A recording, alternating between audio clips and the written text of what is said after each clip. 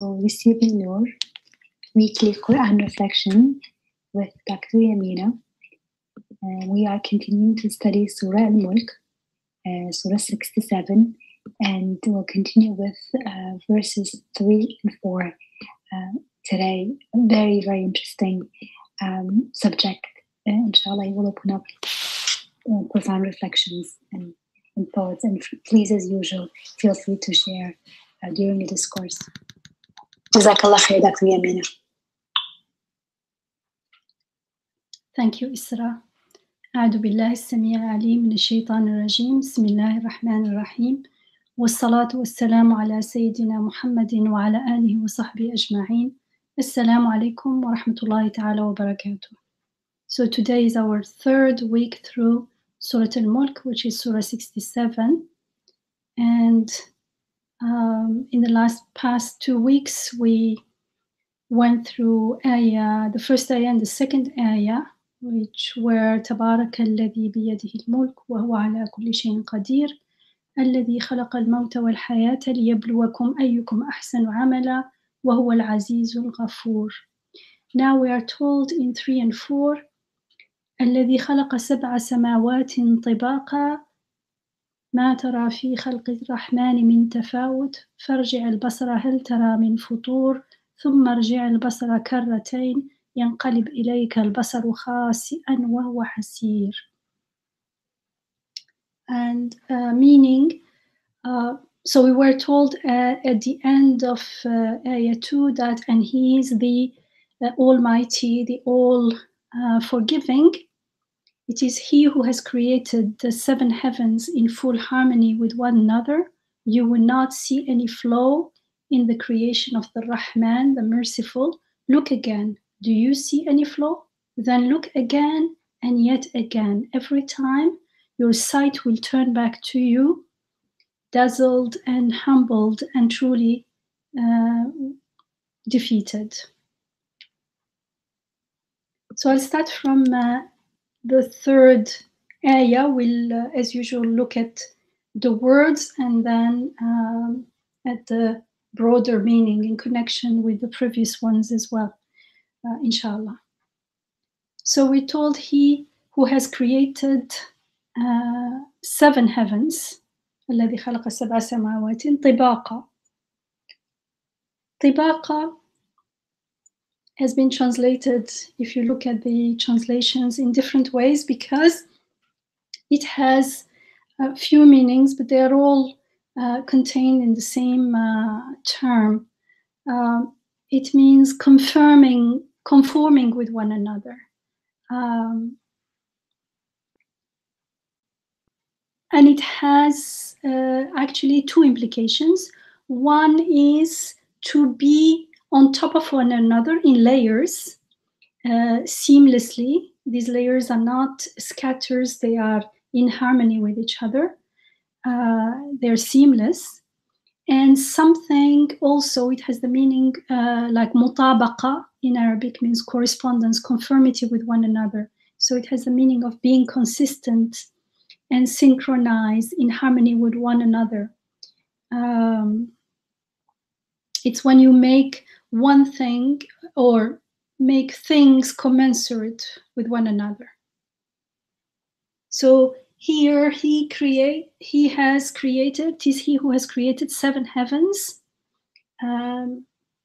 in harmony with one another, consistently in order. The 7 also in Arabic is like the 1001 or the 700. So 7s means many, 700s means even a bigger number. It does not necessarily mean only 7, like you count it, but it means many. So it's an indication that there are layers here. Which has been understood as layers in the heavens and the consistency, and many examples have been given in the commentaries on the Quran, for instance, there are so many celestial bodies in space, and they're all moving at high speeds.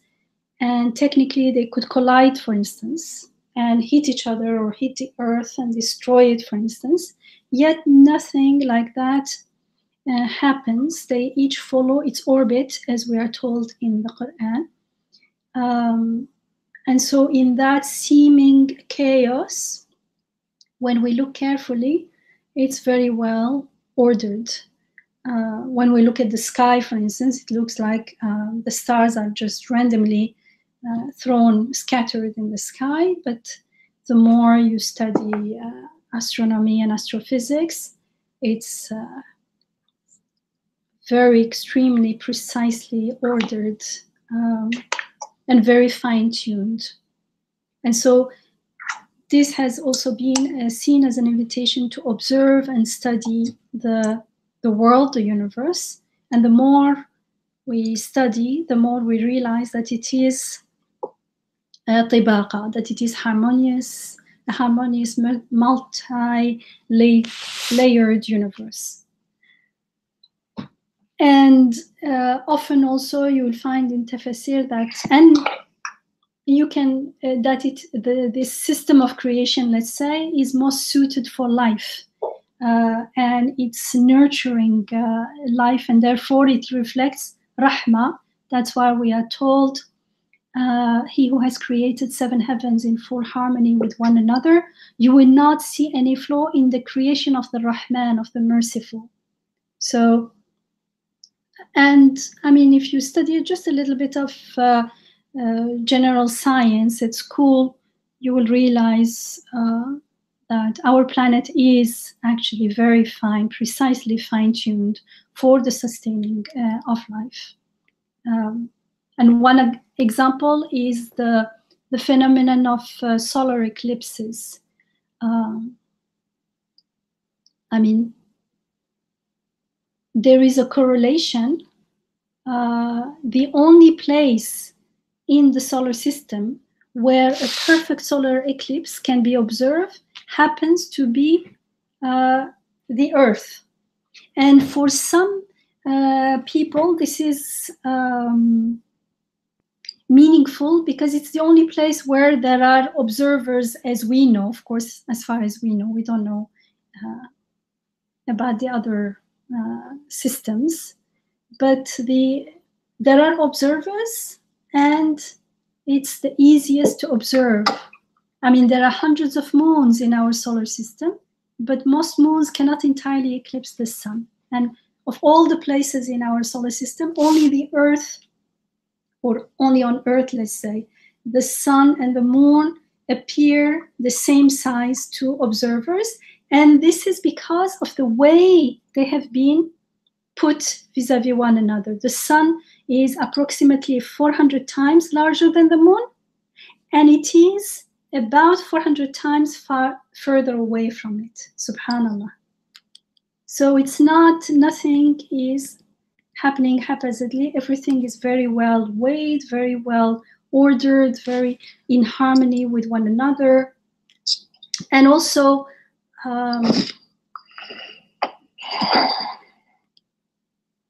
the fact that the Milky Way, our galaxy, I mean, it's a spiral galaxy. However, it's relatively flat compared to other galaxies. And because of that, it has less gas and less dust than other galaxies. And therefore, fewer stars block our view of the rest of the universe. So we can see and actually see that the creation, not only on Earth or in the heavens that are immediately like the atmosphere, but even further away.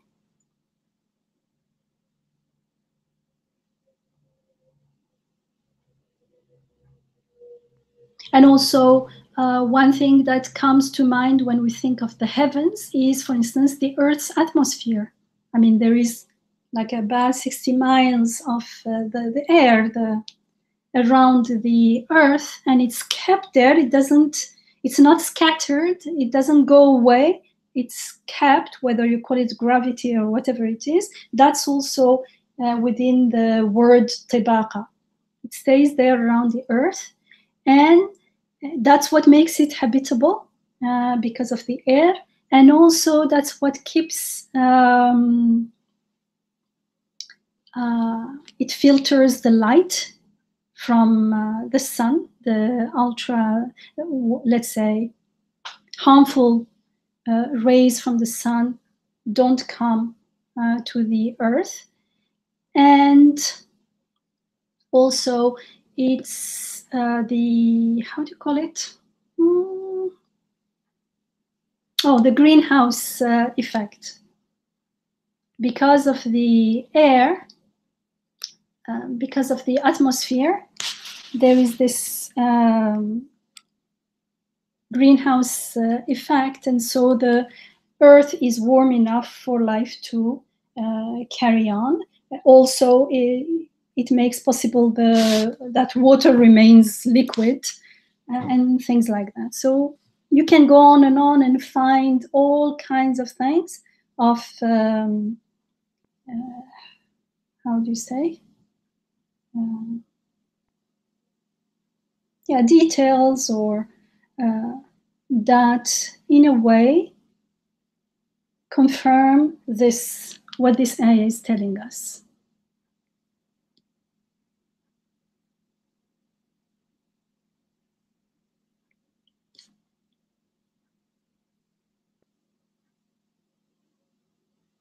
The word tabaq also, tibaqa, tatabuq, are all derived from the root tabaqa, and tabaq, of which the plural is tibaq or atbaq, means also a stage or a state. And usually if you look in a commentary on the Quran on this ayah 67.3, you will find a reference to 84:19. In 84:19 we are told لَتَرْكَبُنَّ طَبَقًا عَنْ طَبَقٍ. And of course it makes sense, because if you see a word in an ayah, you want to go and find where it appears in other places in the Quran, so you may get a fuller understanding of how it's used and what it may be implying. And so in Surah Al-Inshiqaq, Surah 84, in ayah 19, we are told, and you are bound to move onward from stage to stage, from state to state, from one state to another. And so this in this ayah, in ayah 19 of Surah Al-Inshiqaq, tabaq is understood as from one state to another state, in reference to the continuous progression of life from conception to birth to growth to getting older, declining, to death, to after death, to the resurrection. And so the term tabaq implies this passage from one state to another. That it implies that the passage is seamless, unceasing, continuous, and harmonious. There is this meaning of harmony and consistency in this word. And so that's usually there is a reference to this ayah to explain the connection of ayah 3 to ayah 2 in Surah Al-Mulk, where ayah 2 talks about, we're told that God has created death and life. So we're told that just as He created death and life, or He created all these states, this progression of states in human life, so He creates the different states of the heavens, in the heavens. And actually, in Surah Al-Inshiqaq, in Surah 84, if we look at the two previous ayahs before لَتَرْكَبُنَّ طَبَقًا عَنْ طَبَقٍ, before we are told you are bound to move onward from stage to stage, we're told, and the night and what it unfold gradually. وَاللَّيْلِ وَمَا وَسَقْ وَالْقَمَرِ إِذَا اتَّسَقْ, and the moon as it grows to its fullness.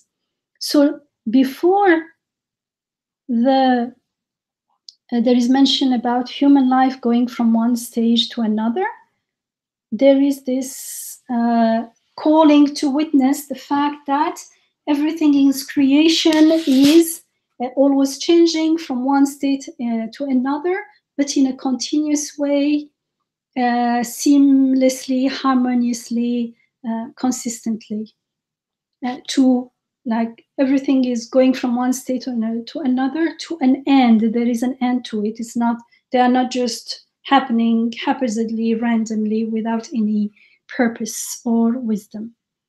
And so this phenomenon of changing, of progression of from state to state, we are told applies not only to applies to the night, the moon, and then to human life. And so it is taken usually by commentators to explain the relationship, the connection between ayah 2 and 3 in Surah Al-Mulk, that we are first told that God creates the death and life, and then we are told that He creates He has created 7 heavens, tibaqa, in full harmony with one another.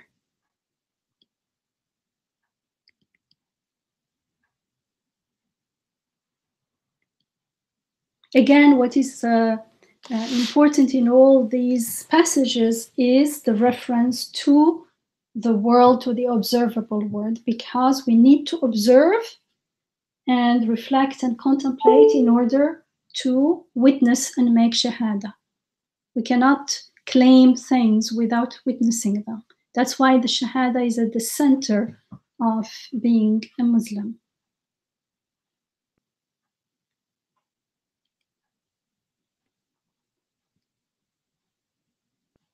And this mention of life and death and life comes often. There is a mention of death and life, and then the creation of the 7 heavens, and attracting our attention to the parallel between the two. For instance, in Surah Al-Baqarah, which is the second surah in the Quran, in ayah 28 and 29. So in 28, we are told, how can you refuse to acknowledge God, seeing that you were lifeless? Then He gave you life, and that He will cause you to die, and then He will bring you again to life. So we were lifeless before we were born, then we were given life with birth, then one day we will totally leave, and actually, He will bring us back to life. And we can take it also as we are continuously being recreated, being sustained in life, and our babyhood is gone, something else is coming. So the stages in life can also be included in this. And after that, right after that, so in that He will cause you to die, and then He will bring you to life again, whereupon unto Him you will be brought back.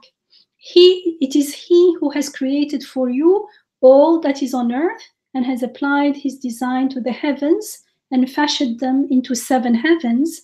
He alone has full knowledge of everything. So right after that, we are given an evidence not only from our life, but also look around you. It is the same Rabb, the same God, the same maker and creator who created the whole earth for us. It means there is a connection between us and the earth. We need the air, the water, the food, everything. So it is, remember, we were told in Surah Al-Mulk that everything was created for the purpose of trying us, who is the best in actions, and how are we being tried? If the earth or the heavens had nothing to do with us, it wouldn't be possible. But because physically and emotionally and in all kinds of ways, we are totally interconnected with the heavens and earth.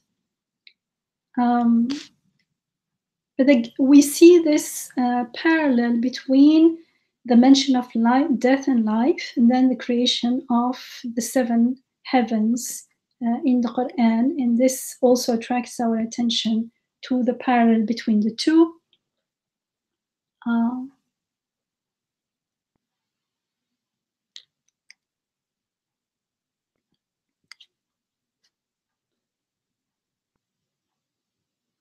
And right after we are told that look at the في خلق الرحمن, the creation of the merciful. And it is when we become aware of this interconnection between us and the creation of the heavens and the earth, but in this case, particularly the creation of the heavens. And the creation of the heavens is related to the earth. I just mentioned, like, the atmosphere is, because of that, there is water, there is air for us. It's warm on earth, it affects the temperature. There are many factors that affect the temperature, the average temperatures on earth, but one of the main ones is that greenhouse effect, which is due to the fact that there is this atmosphere around the earth. So we can now start seeing that the creation of the heavens reflects rahmah through the benefits of the way it is created and how it relates to human life. So there is this connection with human life too. So we realize more and more than the fact that the heavens are created tibaqa, are created in harmony, are created in this particular precise order, this very fine tuning is crucial for the maintenance and continuation of life in general and human life in particular on earth. So this is all nice, very profound actually. There is plenty to reflect here and contemplate. But somehow I shared this with Isra during the week. Somehow I felt something was still missing. I mean, not missing in the text, missing in my understanding of it. Something I was not totally 100% like, well, 100%, of course, as far as I'm concerned, in that particular time. Okay, this is all beautiful, but why is something still, I'm not feeling the connection, especially with the two previous ayat. Maybe I was too involved with the two previous ayat. So that was until Thursday. And so starting from Thursday, I decided to start repeating ayah 3 and 4, not on their own, but together, starting from ayah 1 to 4, and repeat them all together to have a different perspective. And it was my dua, my prayer, to ask for to be able to see the connection.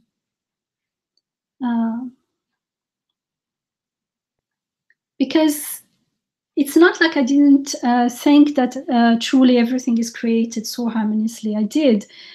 And I thought, amanna wa saddaqna, we believe and confirm the message of this ayah.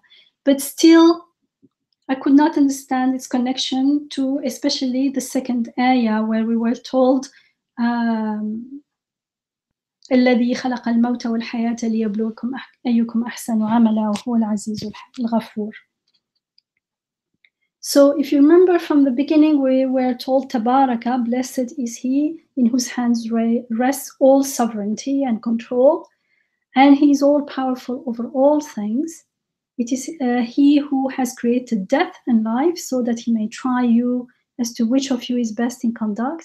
And he is the Almighty, the Forgiving, he who has created 7 heavens in full harmony with one another. You will not see any flaw in the creation of the Merciful. Look again. Do you see any flaw? Then look again and yet again. Every time your sight will turn back to you, humbled and truly defeated. So now, after repeating this few times, I started seeing the connection with Al-Aziz at least. Because in Ayah 2 ends with وَهُوَ الْعَزِيزُ الْغَفُورُ. And he is the Almighty, the all forgiving. So you remember I mentioned last week that Aziz means more than just mighty and powerful. It also, Aziz denotes that he is mighty and exalted, but also cherished, also.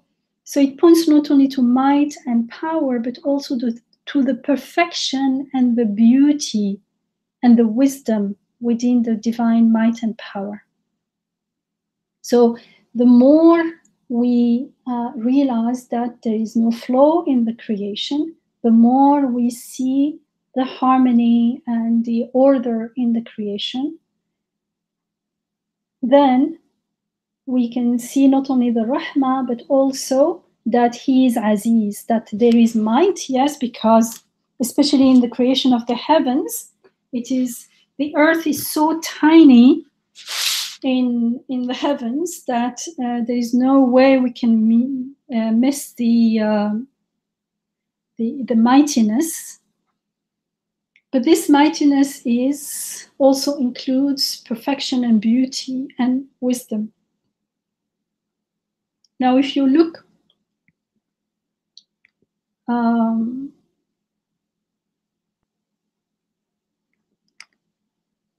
at Ayah 3, we were told, ما ترى في خلق الرحمن من تفاوت. You will not see in the creation of Ar-Rahman any tafawut. So tafawut means inconsistency or a lack of synchronization, any dissonance. You can't find any inconsistency, any dissonance. And then فَارْجِعَ الْبَصَرَ هَلْ تَرَى مِنْ فُطُورٍ. So in English, mostly it will be translated both as flaw. You will not see any flaw in the creation of the Merciful. Look again, do you see any flaw? But the original Arabic is you will not see any inconsistency, any dissonance. Look again, do you see any futur? Futur means cracks, any gap in that harmony, in that consistency. Any defect, any corruption or disharmony, let's say. So here you won't see any crack in the harmony and consistency of the creation of the heavens. This made me realize 2 things. First, we tend to overlook the beauty and the order and the wisdom, which are actually predominant in the creation. Instead of reflecting, contemplating, appreciating, and admiring and acknowledging the order, the beauty, the wisdom, the harmony, and feeling at all until our hearts are moved by it and are transformed, until that becomes our living reality, the harmony that we witness in the world. Usually, we don't do that. Instead, what we do, we tend to focus on small things that we don't like or we can't appreciate, and we start complaining about them. Even if they are minor, especially in comparison with the predominant order and harmony. And that's why at some level, even if we pay lip service to this ayah, deep down, we may feel like I can see many defects in the creation. And look at the ayah. We are not told, look how perfect the creation is. We are told you will not see any defect in the creation, any flaw. Look again, do you see any flaw? So the question and the statement in the ayah, it's clearly our Rabb. He knows us, because we tend to, although the first part says everything, he has created the seven heavens in full harmony with one another, we say yes, look at it, we are at all at the harmony. Yet right after you say, can you see any flaw? You won't see any flaw. Look again, do you see any flaw? Because that's where we get stuck. We think we see flaws and we get stuck in the flaws, and however small the flaw is, we lose perspective. You know, if we take a small thing and put it in front of our eyes very close, we start seeing it and we can't see the whole room where we are. Although that thing is small, it can impede, it becomes an obstacle to seeing what's out there. We have no perspective when we are focused on one thing without perspective. Then we don't realize how small it is and how big, for instance, in this case, the seven heavens are. And so when we don't have a true perspective, our perception is going to be distorted. And that's it. I found it very interesting that there is a see. You will hal tara. It's about seeing something and not about imagining things or fantasizing or thinking something is. Not about, first, before you interpret anything, first look. There's no gap.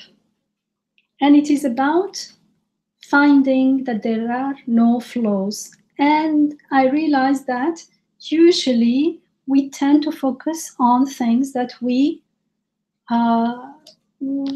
think are flaws for some reason or another. We don't appreciate them. We complain about them. We don't like them. And so in our perception, they are flaws. Not only they are flaws, but we tend to focus on them so much that we don't even see them in their true perspective. And so without realizing, we are actually, whether explicitly or often implicitly, accusing God's mercy. That's why we don't see it as Khalq al-Rahman, the creation of the merciful. Where's the mercy if something I don't like is going on? And it is as if God was not always merciful, or as merciful as He's not endlessly merciful, hasha. And what these things that bother us, what are these things that bother us and that we consider as flawed or defective? We can start with a very simple example that doesn't involve human will or choice. For instance, a plant. Let's say it has flower, it has leaves. So first we admire the flowers and we confirm the message of this ayah. You will not see any flaw in the creation of the merciful. Yes, it's beautiful. Look again. Do you look again? My look again is beautiful. Next day I look again. It's wilting. It starts wilting. They're falling apart. They are not as, it's ugly. It's dying. It's not pretty. I don't like it. And so now it looks to me as defective. So when I'm told, do you see any flaw? Part of me is saying, of course I see a flaw. Here it is. It's wilting. It's not as pretty. It's falling. dying. So it seems like it's something is lacking. It doesn't have the quality, the desirable qualities. It's not as good as it possibly could be, because I'm comparing it with how it was before, or there is another, one flower is still blooming and beautiful, and the other one is wilting and ugly.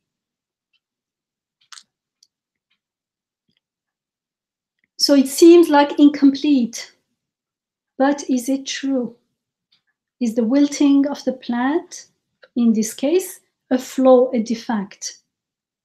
Or is it part of a life-death cycle? Some things die for others to come into being, and that's the process of death. It's a created process. And this is the reality of transient beings. And as we've seen, God creates death as well as life. And we are told, look again. This is also interesting. So we're not only told, just look for the first time, look, you will not see any flaw. And then we say, look again. Do you see any flaw? And in the next ayah 4, we are told, ثم ارجع البصر كرتين ينقلب إليك البصر خاسئا وهو حسير. Then look again and again and again. كرتين here, it's the jewel, but actually it's been it's understood as denoting consistency and force in repeatedness. So look carefully, look again and again, and look carefully and attentively, because irja' al-basara. Okay, let me not go into the meaning of irja', but irja' is let it return back and again and again. Let your sight return back again and again. So from this expression, it's understood that this contemplation has to be attentive, repeated, and thumma, after every while, back with the same focus, with the same attentiveness, with the same force and strength. Do it again, do it often. Reflect a lot on the creation, and you will not see any inconsistencies in the creation of the Rahman. Interesting. It means that when we just look once or twice, and when we are not very attentive, it does look like there are flaws out there. However, we are told, look again and again. We are told to look for flaws, because that's what we see. We think we see flaws. Very, there's guidance here. And clearly the one who is speaking is my Rabb. He knows exactly where I get stuck. And we are told, ينقلب إليك البصر. ينقلب, it's when something is sent forward, but it turns in a different direction. ينقلب إليك البصر. Your vision will return back to you, changed, transformed, because your perspective will change if you look often and reflect carefully and attentively. There will be an inqilab, there will be a transformation. If there is no transformation, you are not looking carefully. You're just re-projecting what you know onto the outside. You are not contemplating, you are not learning, you are not seeing. You're just imposing what you know, what you think things are, your own interpretation on things out there. Yeah, Dr. Yamina, there is a question that was sent privately. I want to read it for you, if you would like to take it. It says, I have a question. I know Dr. Yamina is talking about being stuck in the flaw of the creation. I'm trying to use this framework to understand global warming. Like, how do you make sense of it when you are hearing reports left and right about major catastrophic effects that will happen by 2030 due to carbon emissions.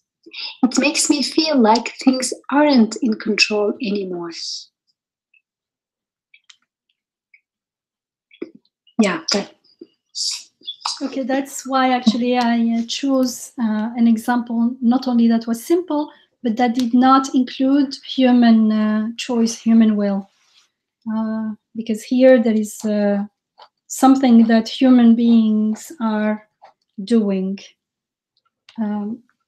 And yeah, and this is often, this kind of environmental crisis is often related to the Quranic verse that says, Zahara Fasadi, corruption has appeared on the land and the sea due to what they have been doing. So they,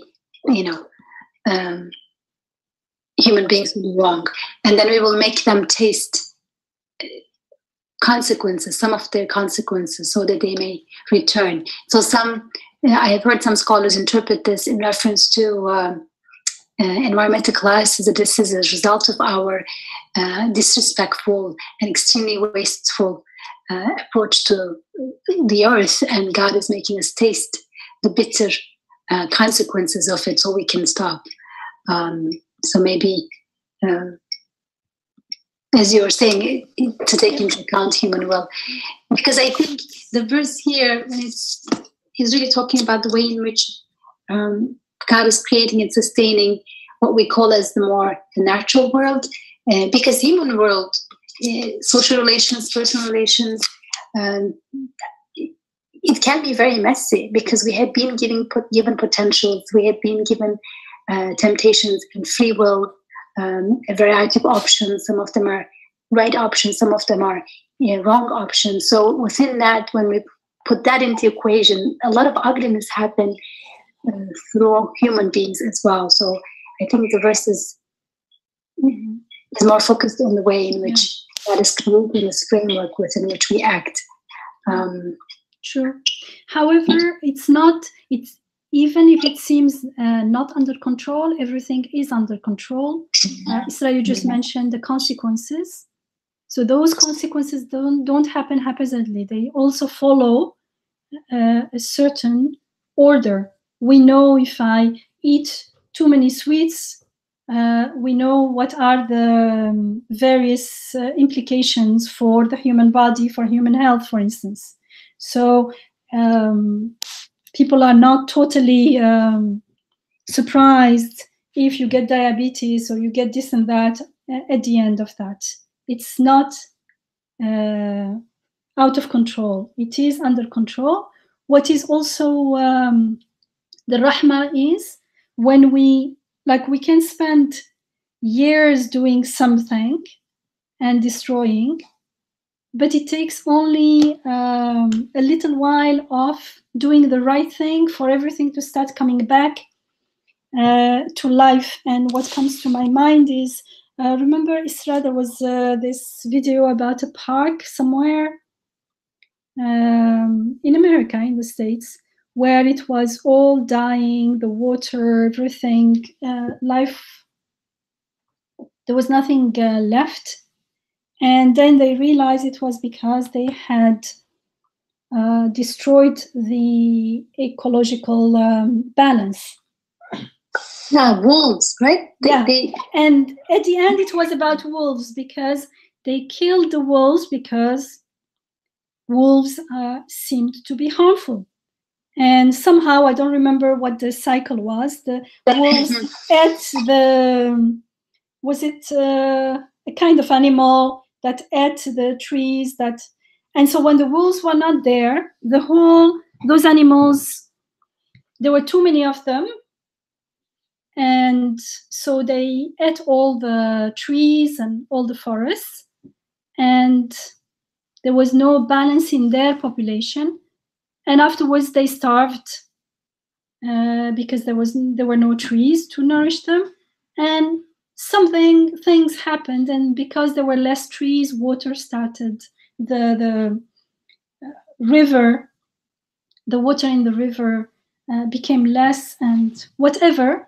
they brought, so they wanted to try if it was true. They brought a band of wolves in, and very quickly, I don't remember what the time period was, but very quickly the park became as it used to be, very green, lush, animals and insects and birds and all the fauna and flora were re-established,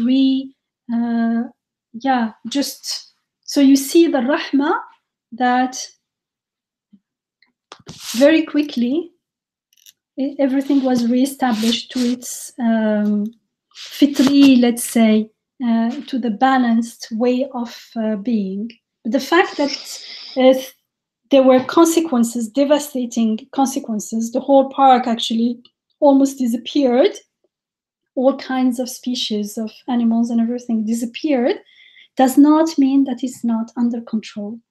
And I'll get back to it in connection to the purpose of creation, which is mentioned in Ayah 2, when we are told that لِيَبْلُوَكُمْ أَحْسَنُ عَمَلًا. So why is everything created like this? For instance, the cycle of death and life. It is, the purpose is in order to test us, which one of us has the best action.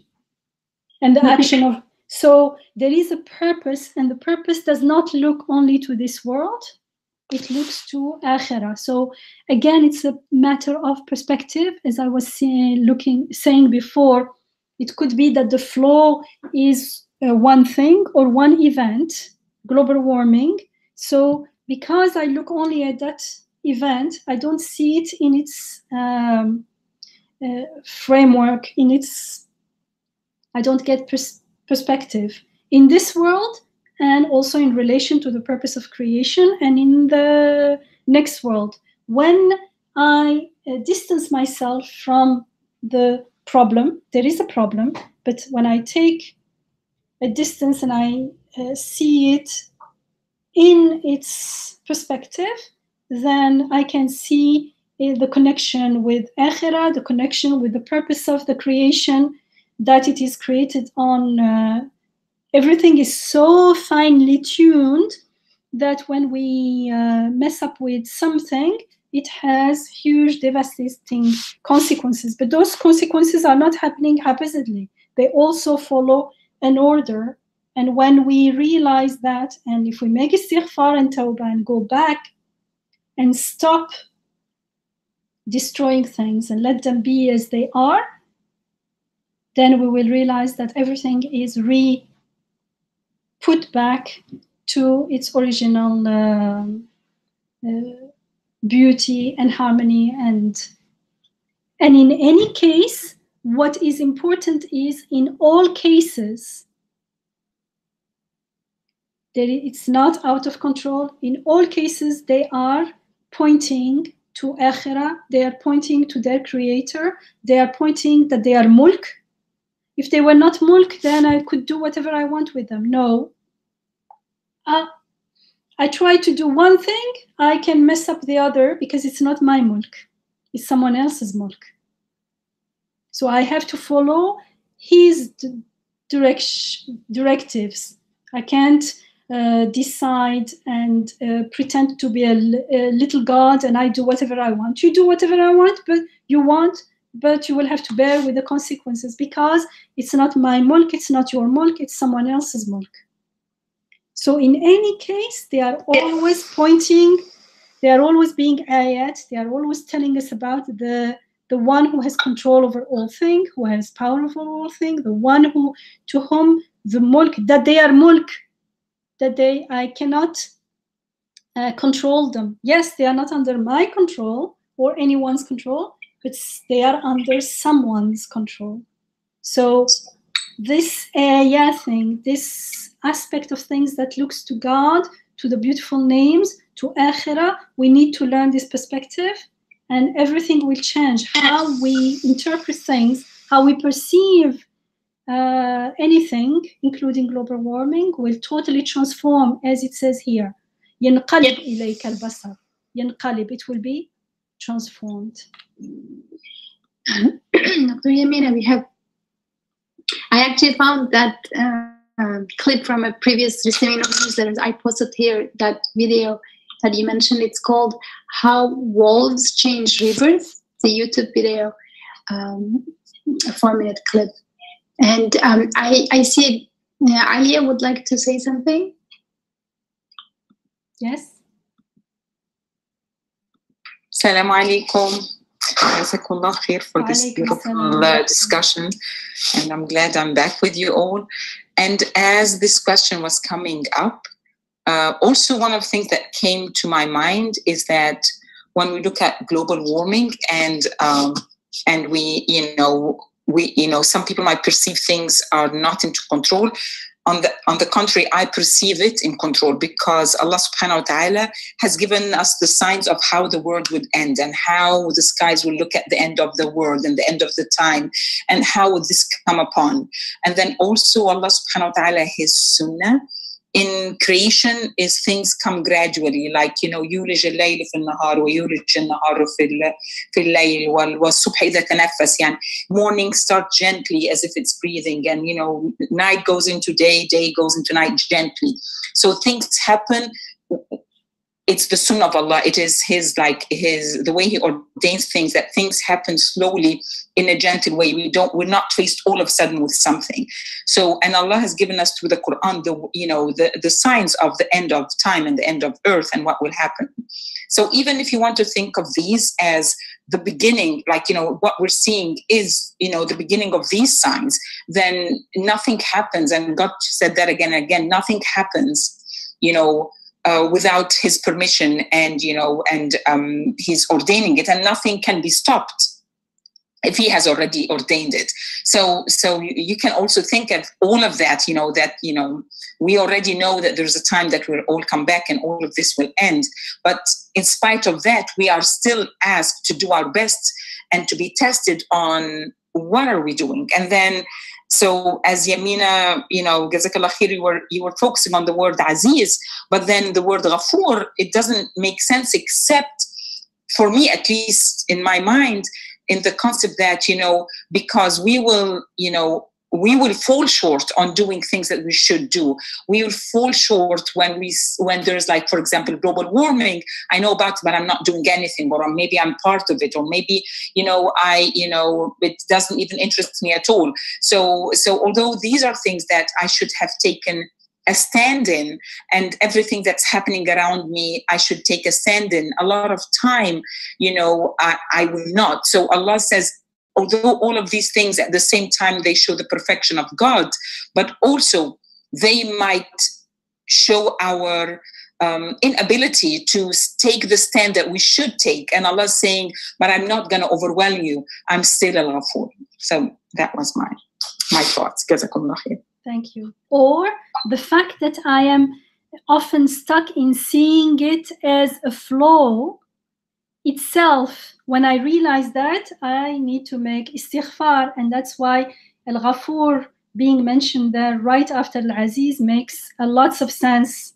after actually going through 3 and 4 for me now, especially when they are read all together.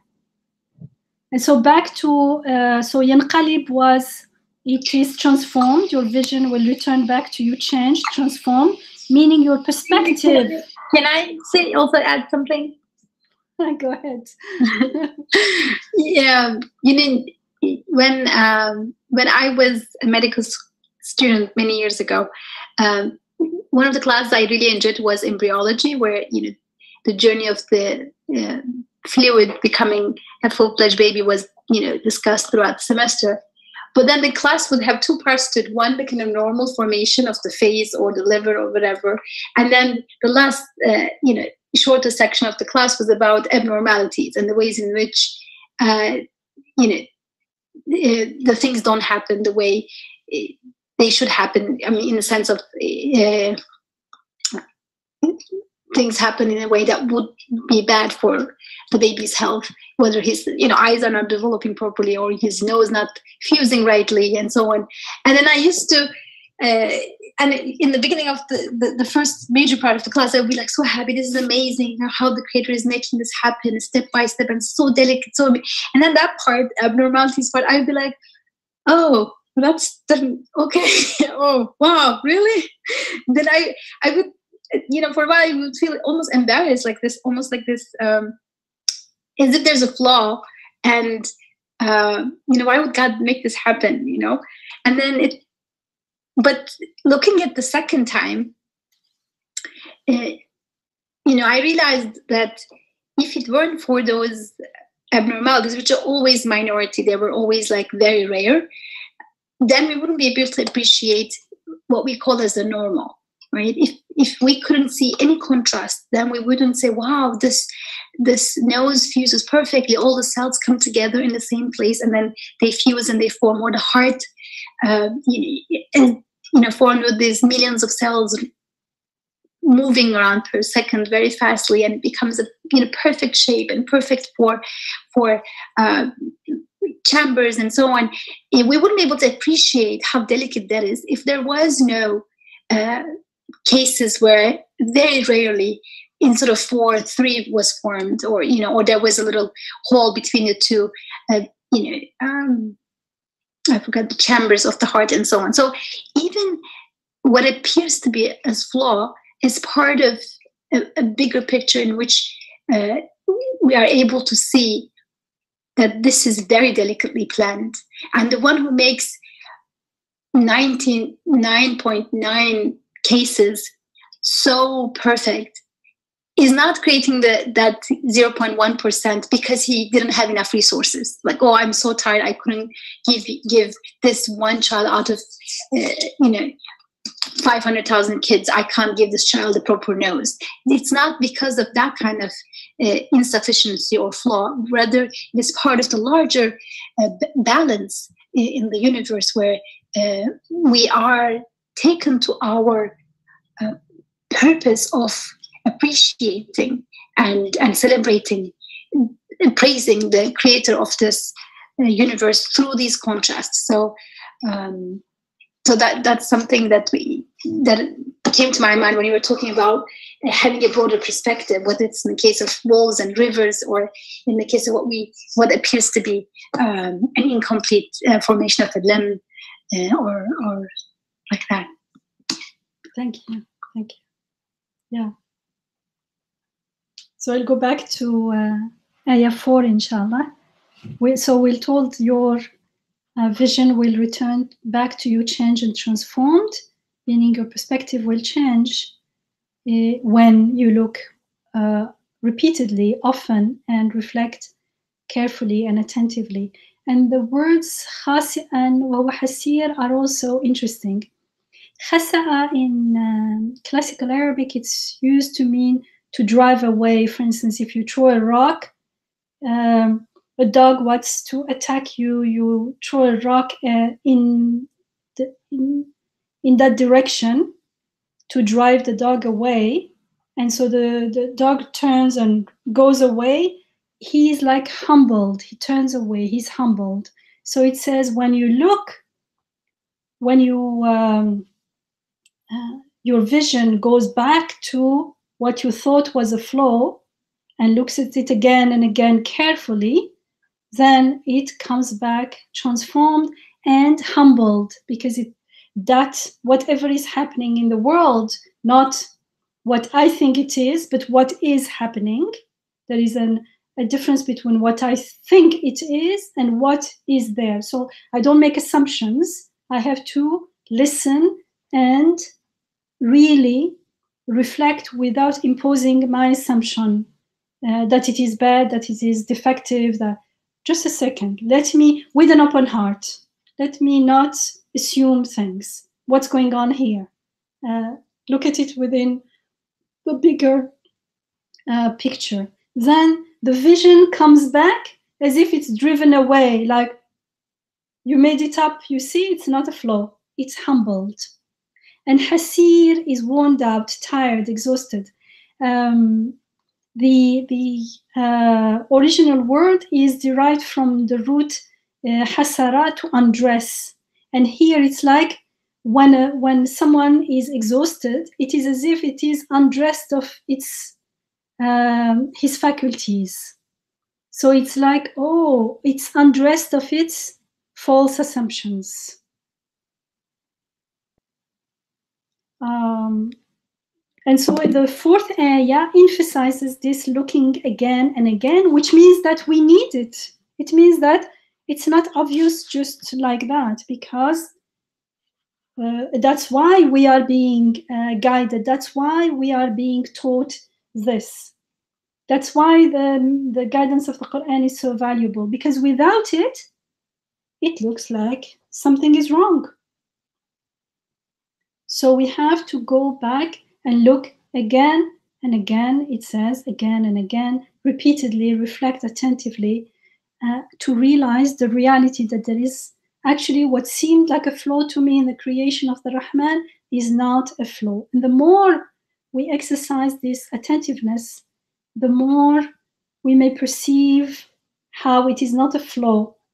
And you can think, you can take any example like global warming or earthquake, floods, and some of the floods and things that we are told are the result of global warming and other afflictions. And they appear as imperfections at the first glance, but when we reflect attentively, they reveal that there is significance, there is meaning, there is precise order behind their creation, and many, many purposes that look not only to this world, but more importantly, to the everlasting life. And so they all fulfill various purposes. And as far as we're concerned, their main purpose of their creation is that they are ayat, that they are messengers from the unseen, reflecting the beautiful divine names. And we are told in ayah 2, so now it's up to us to see, wajhullah, to see the aspect of things that looks to God, that looks to akhirah, that looks to the divine names, or to miss it. So that's the test, that's the trial. And accordingly, how we live our life, our actions, our life will become meaningful, will bear fruits that looks to akhirah, or however we think we achieve things, if it's not connected to God, it's not connected to the source of life and of existence, if it's not connected to akhirah, then it's all in vain. And that's the worst thing that can happen. It can be perfect in our imagination. If it is in vain, if it has no future, then what's the point? Even the word perfection loses its meaning. Perfection that dies and rots. It dies and it's non-existent, doesn't even rot. Because in that understanding, death is the end of everything. So everything would be in vain. So as I said, the example I gave, the wilting flowers and the leaves, may not look as pretty to us, but they convey the transience of life very beautifully. The message is beautiful.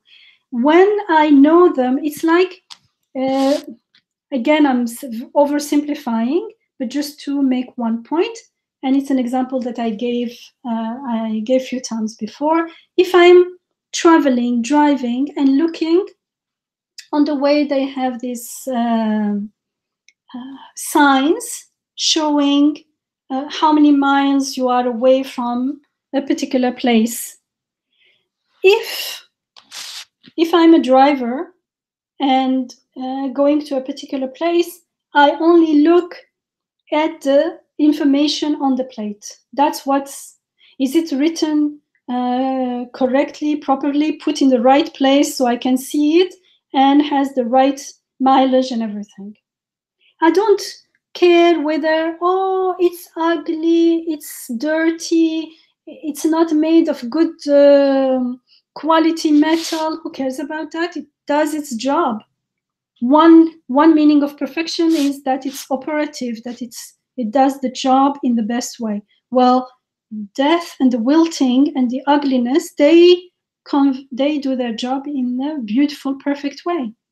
But because I am not the conscious driver, I'm just going around like this and looking at the signs, and I don't even know what they are. And I say, oh, I don't like it. It doesn't look very good quality. According to what? What are you looking for? Here also, I am mindlessly comparing the beautiful blossoming flower with the other one. True. However, the beautiful flower has that beauty, that radiance, that lushness has a purpose.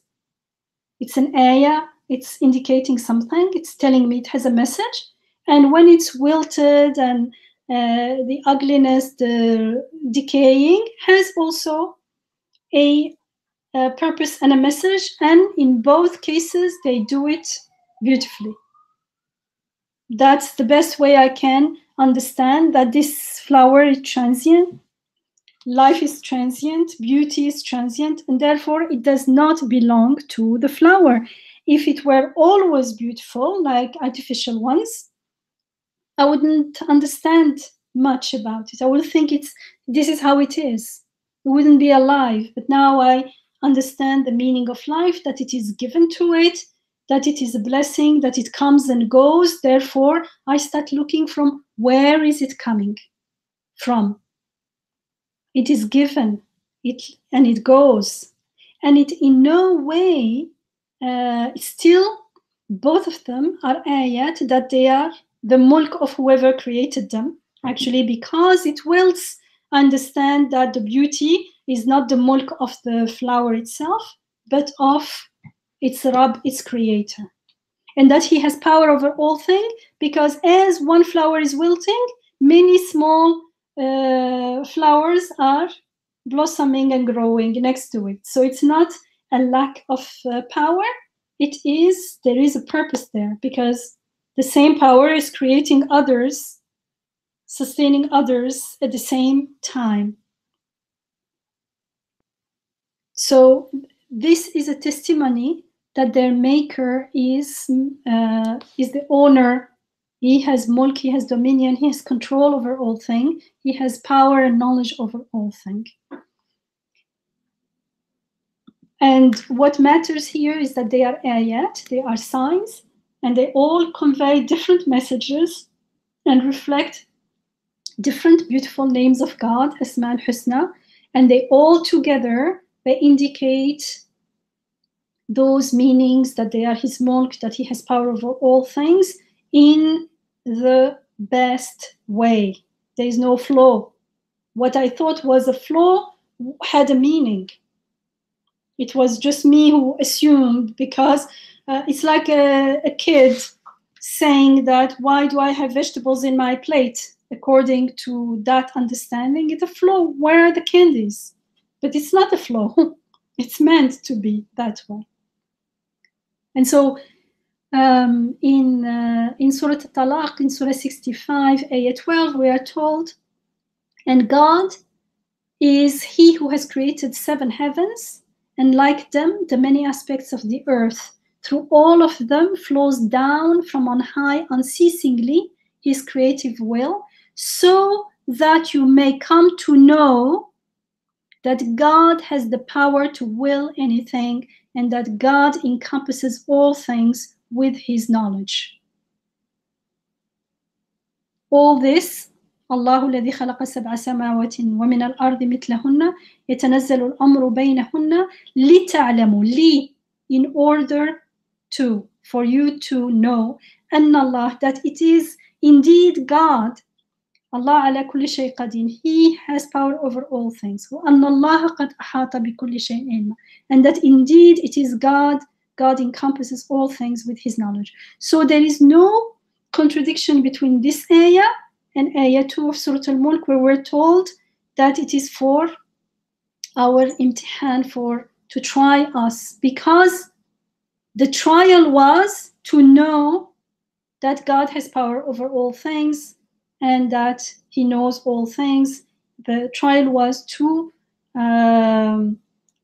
confirm what we were told in Ayah, from Ayah 1 to Ayah 4 about God. When we confirm that, our actions will be different than when we are unaware. We may not reject, but just because we don't deny, it does not mean that we know and confirm. So this is very important. This ayah, what things are, unless we know what they are, we are not going to get the right perspective. It's like if I get a laptop or a smartphone and I have no idea what a phone is. I live in another century, and someone travels in time and shows me a smartphone. It's for me a piece of something, a useless. All the functions that it has inside, I will not be aware of it. I will only see it as a piece of matter. And I can't do much with it. And I won't appreciate it. And I will say, oh, what is this? Like a piece of wood that is has a shape that I can use as a plate or a bowl will be more, I'll say that's more useful. It's more beautiful. And that will be a useless piece of something because I don't know what it truly is. So without taking into consideration the reality that things are ayat, that they bear messages from the unseen, that they point and indicate that unseen, that they reflect the beautiful divine names, that they look to akhirah, to eternal life.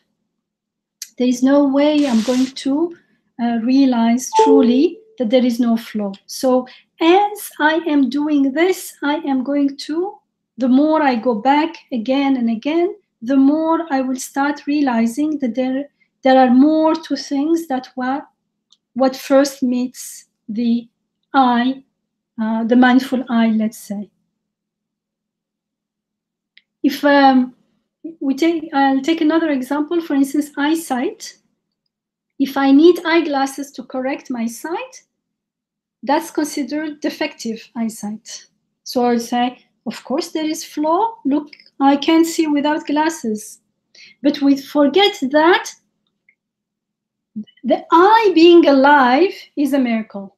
And living eye being able to see, the seeing itself, whether it needs glasses or not, is miraculous. Seeing is miraculous. Yet we take it so much for granted. So we're not even looking at the seeing itself. I'm lost into comparing with 20 years ago when I did not need glasses, or to my friend who doesn't need glasses. And I missed the point that seeing, an eye, flesh and blood, sees. Seeing is nothing to do with the realm of matter. It is of another realm, of a spiritual realm, a realm of ma'na. It points to something else, even if I'm not aware of God. But if I'm stuck in the comparing the vision itself, taking it for granted and then comparing it, well, many animals and insects have a wider vision spectrum. They see much more things that we can never see without tools. We only see those things with tools, but we don't compare ourselves to them. But for some reason, we compare ourselves to before or to other human beings, and we get stuck and we say it is a flaw. Relatively, in some very narrow sense, but in reality, whether you need glasses or not, seeing itself is a miracle. How can it be a flaw? So when we start seeing, which is more important, when we consider the eye and eyesight and vision in the context of the purpose of their creation, which is spelled in Ayah 2, لِيَبْلُوَكُمْ أَيُّكُمْ أَحْسَنُ عَمَلًا, so that you may try, we may try you to as which one of you is best in action.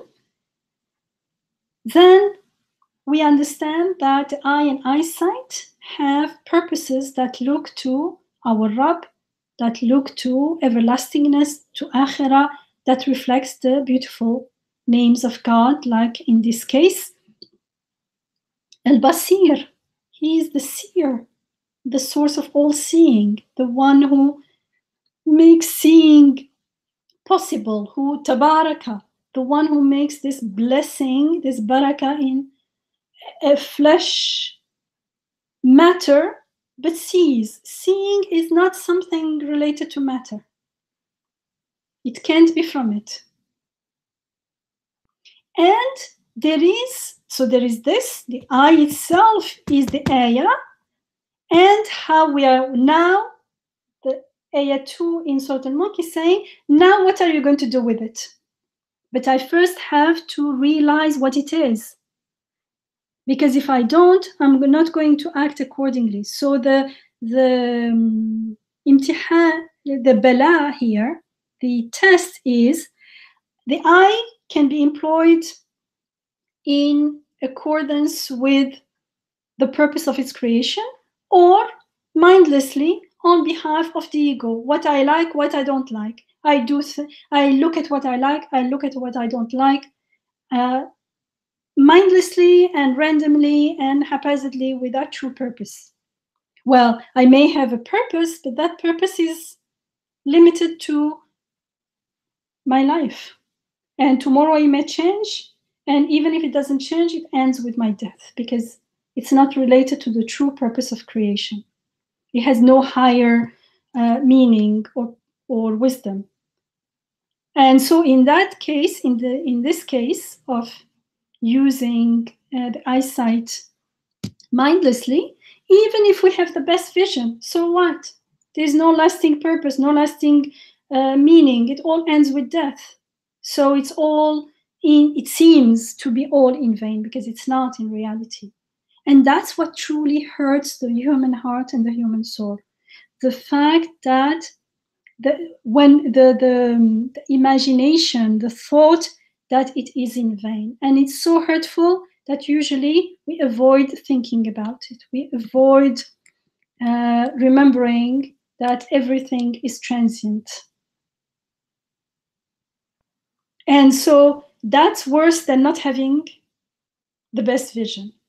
But the eye can also be used to fulfill the purpose of its creation and the purpose of our creation, and be employed in the name of the Creator. Bismillah. And so as Ustad Nursi rahimahullah, he explained this in his tafsir of Ayah 111 of Surah 9, which says, truly God has purchased from the believers their persons and their property, that paradise might be theirs. Inna Allah ashtara min al-mu'minina anfusahum wa amwalahum inna lahum al-jannah. So he talks about how do we give the property back to its owner. And so God, as if is buying it back, where actually it belongs to God, is to use it, Bismillah, in the name of the Creator, meaning according to the purpose of this creation. And so he gives various examples. And in the case of the eye, he says, our capacity to see will rise to the rank of contemplator of the creation, and a witness to the miracles of divine art. The eye becomes a mindful contemplator of the creation of our Rabb, and a witness to the miracles of divine art. Otherwise, it becomes, it's like ahsan taqweem, the best or the worst, or it just becomes like a mindless enjoying things for no true meaning or purpose. He uses it also for the intellect, for the tongue, and for instance, for the tongue, he says, if it's employed mindlessly, then its function becomes shoveling stuff into your stomach after a very brief enjoyment. But if it is sold to the generous provider, Razzaq al-Karim, then the sense of taste will rise to the rank of skilled and grateful overseer of the treasuries of divine compassion, of rahmah. And so once enjoyments of delicious food, he says, which will be still be brief and passing, it will enable the person, the mindful abd, to get a glimpse of an eternal delight, the undying mercy and power of the generous provider. So he becomes a witness to the beautiful divine names here and now. So when we start living from this perspective, meaning when we start being mindful of the purpose of our creation and that of the world, of our own creation, the creation of the world, then our focus shifts. Instead of comparing one vision to another and declaring it to be defective, so okay, so what? And miss the whole important point that this eye is alive and it sees. When we shift from that mindless looking and evaluating the world, we start appreciating the fact that an eye, any eye, is made of flesh and blood, and it sees. This is a miracle. Seeing is a miracle, and it is a clear mirror to the divine names, Basir, for instance, and other names as well, but particularly Basir, the seeing one. And because it's not of the same nature as matter, it indicates another subtle realm of seeing, subhanallah, mashallah. And we start joining the tasbihah, the glorification of the creation, just like the eye glorifies God with the way blind matter is made to see, we also prostrate in awe and glorify God. Subhanallah, Tabarakallah, Tabarakalladhi biyadihi al-mulk. Or in other passages in the Quran, Tabarakallahu ahsanul khaliqeen. Blessed be God, the best of creators. And so now, how much an eye sees in connection with other people or even other insects or animals becomes not our main focus. It is there, but even that we will evaluate it within the broader perspective of the reality of the purpose of their creation, and not just like that. This one is better than the other one. And so we, without thinking, we declare that one thing is defective. Very narrowly, relatively, it may be true, but so it doesn't mean anything in its own. So but when we look at the differences in sight, for instance, in vision, within the perspective of everything being an ayah, everything pointing to the divine names, to akhirah, to eternal life, then to being an ayah, meaning they bear messages for us from alam al-ghayb, from the realm of the unseen, then the very wide range of levels of seeing, not only among human beings, but among other beings, even insects, that the differences, the range of levels is also an ayah, is also an indication to the endlessness of the source. It shows that the source of seeing is not limited like the beings we observe in the world. My seeing, even if it's 10 over 10, I find that another animal, another insect has a spectrum much wider. And so I realized that it is given, and the one who is giving gives as much as he wants. It points to the limitlessness of the source. Then we start appreciating that there is truly no flaw in the creation. Everything fulfills well-ordered, harmonious purposes that serve life and protect it and sustain it, not only in this life, but they sustain it in this worldly life on earth, so that it fulfills in the best way the purpose of creation, which is to be an ayah to its maker, a mirror to the beautiful divine names, al-Asma al-Husna. Then we feel the need to make much istighfar for missing these important purposes and imagining things to be defective and flawed, because it was like looking at the signs on the road and saying, oh, it's not well written, I don't like the material of this. Who cares about the material? Yes, okay, the material, it's not the primary characteristic of the sign. Is it written correctly? Does it so how do you say, in the weather, is it like how do you say, metal that is that doesn't rust? You can see it properly, it's put in the right place, it has the right mileage. So but the person who is focusing on the quality of the metal, of the matter, does not know what it is. Maybe it's someone who does not know how to read and write and what a sign on the road is. This is how we are in life. We don't know that they are ayat and what their purpose is and what ayat are supposed to be pointing to, and we make judgments about things, and we insist that they are flaws. And he says, okay, in the beginning it's okay, that's how we are, but then we are supposed to follow the guidance of this ayat. These ayat are not only here to say, oh, since I'm a Muslim, the ayah said so, I better say, yes, it's true. We want to end there, inshallah, but we want to follow the ayah, the guidance. It says, look again and again. It means I need to look again and again. And truly, think about it. This is a very sensitive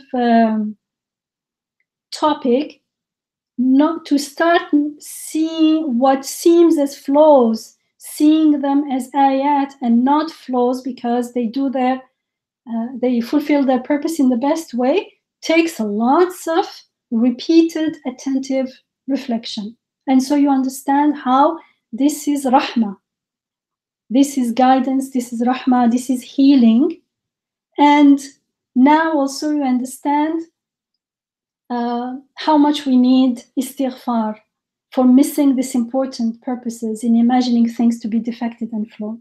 Now it makes sense that the name of God Al-Ghafur, the much forgiving, is mentioned right after Al-Aziz, because we are so steeped in ghafla and therefore misperception that we truly need much forgiveness. I will stop here. I was going to give other examples maybe next week, inshallah. Inshallah. Jazakallah khair. In the other examples, I want to also show how these things that we imagine as flaws, these opposite things, actually in that contrast, in the relationship, the connection between the opposites, as Alia mentioned, تولج الليل في النهار وتولج النهار في الليل وتخرج الحي من الميت وتخرج الميت من الحي, for instance, that the sign, the ayah, is in this dynamic relationship between things. Inshallah. Inshallah. Jazakallah khair. 9:30, Sister Ali, you would like to share something? Yes. So as you know, and sometimes Like when we are complaining about, I'll use the same example you gave, Yamina, when we're complaining about that, oh, this sign, you know, I don't like the metal of this sign. I don't like the, you know, the font or the handwriting of this sign. It's because, or the color. Yeah, whatever. But again, it's because we might be, and that is because Allah, He created everything not only with wisdom and mercy, but with beauty. It might be me not realizing the beauty of this metal, that this metal is the perfect metal to be in this spot because it endures this and that. And we know that people might look at, you know, jewels and don't think it's beautiful, but it's the most beautiful jewel that, you know, that is appreciated by people who know its value. So it might be that it is definitely the problem of me not knowing the value of what I'm looking at and thinking it is of less value and thinking that, oh, this should be in this way because what I am doing, I think this is the best or this is the standard, while it definitely is not. So if I keep looking back and saying, you know what, if Allah chose this, then this must be the best. How now can I understand that this is the best for this situation? Whether the situation is like, you know, a physical thing that I see and I don't think it fits, or a situation that happens in life that doesn't make sense to me, but then you explain to yourself that if it was ordained on me this way, then there is in it wisdom and hikmah and mercy, and it's my role to look and look again and look again until I get it. Because if I don't see it the first time, that's why I need to look and look again, because I might be devaluing and I might not even be able to appreciate because it's beyond my understanding. So how can I appreciate it? Thank you. I wanted to add, but I will, inshallah, we can talk about it next week, that sometimes, for instance, I may dislike something. It does not mean that now I have to like everything. The dislike is also an ayah. However, the problem is, because when we are in ghafla, we are disconnected with our Rabb, so I tend to perceive myself as separate and independent of my Rabb. So it seems like the dislike is from me, the like is from me, and I am making judgment on something unrelated to me out there. So it seems as if, Hasha, God, you created this, but I don't like it, for instance, illness. Whereas the Abd, the one who is connected, who knows his Rabb, he says, you created illness and you made me dislike it. It means you make me prefer health. So now I will look for help, Ya Shafi, and I will go and look for health in your name, rather than, I don't like sickness. Why did you make me sick? As if I am the one who likes health and well-being, and I dislike sickness, but Allah somehow, He gave me sickness. So that dislike could be something part of the creation, and if it is rightful, it is an ayah as well. The whole thing is to see it in the right perspective, in the right position. In ayah 4, I'll go back to it, this khasi'an wa huwa hasir, that humbleness, it puts us back in our true position. Like, this is who you are. You are in need of your Rabb. So, because the moment we imagine ourselves to be independent, nothing fits. And so we can't read the ayat inside us and outside. Inshallah, we'll get back to it.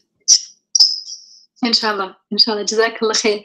This image came to my mind when I was a child. They put this skeleton head and bones when there is the danger, just wires and stuff on the door. And I first thought I was scared and I didn't like it, but then it's great because exactly that sign is meant to look ugly so that you don't approach. So some signs may be painful, or something that we dislike, but that doesn't mean that it is there by mistake or it doesn't have a message. Very, very profound points. Jazakallah khair, Sister Yamina, for sharing. And inshallah, we'll continue the conversation. Thank you very much for Sister Alia and other sisters who had joined in the conversation.